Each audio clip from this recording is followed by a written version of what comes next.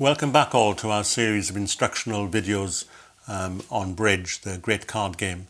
This particular one is really for intermediate players and a technique often missed by even quite good players, and it contains two or three little things that are worth explaining, including a couple of conventions. So we start off very simply with South the dealer opening one spade, which basically just shows 12 or more points, and then we'll look at the north hand and see what we should bid. So this is a nice hand. It's got 14 points, and we can add that to the 12 the partner has. So we know we want to be in the game contract, which we've established needs about 26 points. And it wouldn't be right to bid 4 spades immediately, because that would take up a lot of room and it would rule out higher contracts. So there is a convention called the Jacobi convention here, which a lot of very strong players use, and a lot of intermediate players use as well. And that is the two no trump bid to show a game forcing hand with spade support. So North bids two no trumps. Okay, and West had passed, by the way, and East has passed as well, as we expect. And now South is looking at his hand, and we can show it now, I think. And he has 20 points. Is that right? 4, 6, 7, 8, 12, 19 points. Sorry, it's 13, 16, 19 points. And that suggests that because partner's got at least 12, or at least 13 really, we should be in the area of slam. And South decides that rather than try to sort of bid the other suits, South would bid the convention 4 no trumps. And they play, as a lot of people do, that's a form of blackwood, but called Roman key card blackwood. And the responses to that are slightly different. So South bids 4 no trumps, and that is Roman key card blackwood in their method. So they agree this in advance. If they hadn't agreed it, it would just be this called what's simple blackwood, where partner would respond, as we saw in an earlier video, 5 clubs with none, 5 diamonds with 1, 5 hearts with 2, and 5 spades with 3. But in this particular one, North responds to show 3 key cards with 5 clubs, which might sound like none, but that can't be the case, because North wouldn't have enough to make a game forcing 2 no trump bid if he didn't have any key cards. So South knows that North's got 3 key cards, and South can think, well, that's the king of spades, which is the key card. This is what counted, the king of trumps is counted as a key card here, so there are 5 key cards with this Roman key card blackwood.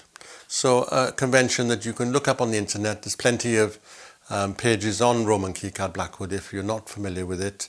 But I think that it is relatively simple, and the responses are 5 clubs for 0 or 3, 5 diamonds for 1 or 4, 5 spades for 2 without the queen of trumps, and 5 hearts for 2 without the queen of trumps, and 5 spades for 2 with the queen of trumps. So North decides that's to give the correct answer of 5 clubs, and South thinks, well, we've got all the key cards. You've got ace, ace, king, partner's got, so we're going to make a slam. Can we make a grand slam? It's always pushy to try for a grand slam, even when you really need to be sure that you're going to make all the tricks. There's lots of gaps here in hearts. There's queen, king and queen missing, diamonds, the ace and queen missing, and clubs, ace and queen missing. You know that there isn't, the partner's got the ace of both of these suits. You don't know anything about the king of hearts. You know he's got the king of spades. So in general, we settle for a small slam. Still scores very well indeed, and that should end the auction, and it does. Both the opponents have passed, by the way, and they pass again on the next round. So that's the final contract, 6 spades by South, with the opponents passing throughout.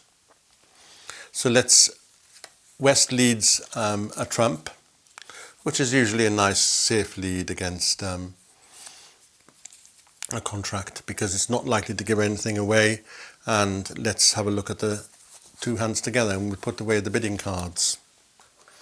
So the first thing we do, as we always should, is to count our tricks and stop and think at trick 1. You don't want to think after you've gone down. You want to think before you don't go down. So that's the important thing in bridge, is to think early enough and plan the play. So we'll just tidy up the cards that are not quite in the right order there, so that it's a bit easy to see, and put them down in the way that they're normally shown.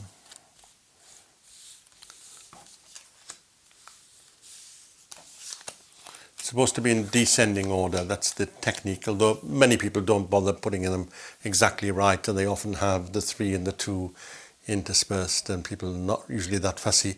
But this is the correct etiquette, is to maintain the suits in descending order, and there's no particular reason why. The trump should be on the left. That's the standard treatment. And some people like to have black, red alternating. Others say that's just a fussy and not necessary at all, and they just have them in the same order that they came in. But that's beside the point. Let's concentrate. The play's the thing. Let's concentrate on how we're going to play the hand. Well, in spades, it's easy enough. We've got 5 spade tricks. Hearts, we've got the ace and the king. We're missing the queen.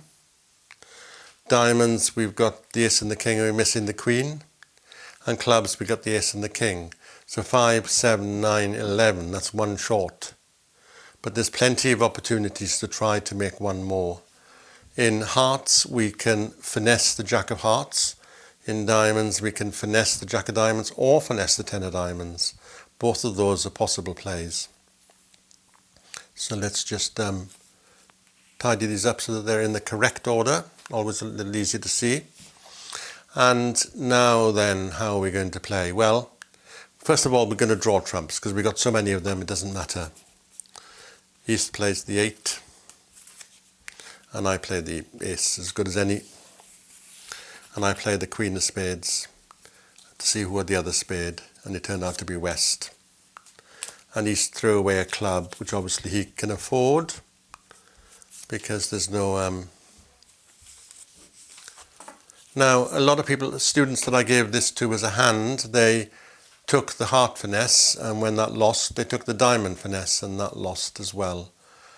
And of course, the second time, they then took the diamond finesse the other way, and it won. But the point was that you can't be sure that which way the queen of diamonds is going to be, or which way the queen of hearts is going to be.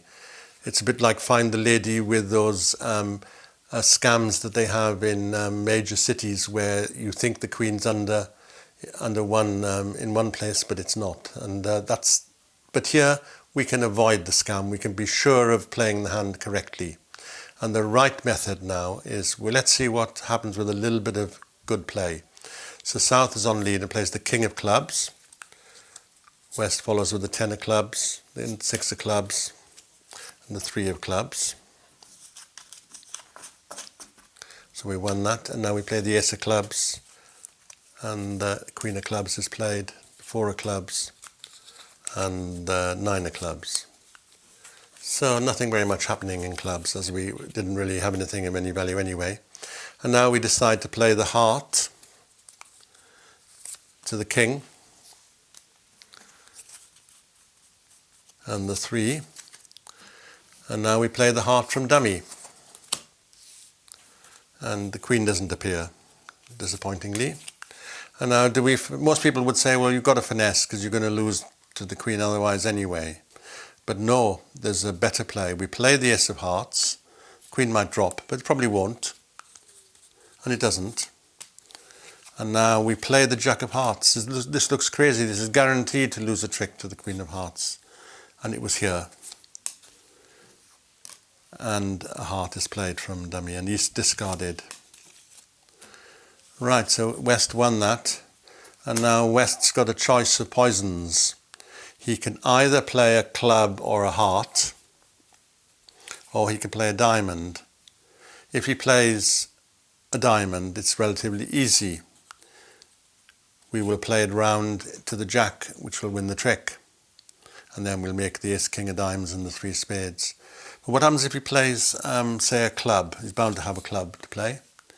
But now we throw away a diamond from one hand, East follows, and then we rough in the other hand. And this is what's called a rough and discard. So we roughed in this hand and discarded from this hand. So the bridge slang calls it a rough and slough for silly reasons, really. It's technically a rough and discard. That's what it should be called. And it works when both sides haven't got the suit that's led and they've got a trump in each hand. So here this was what's known as an elimination play. It was 100% line in that it was guaranteed to make the contract after the opening lead of a trump.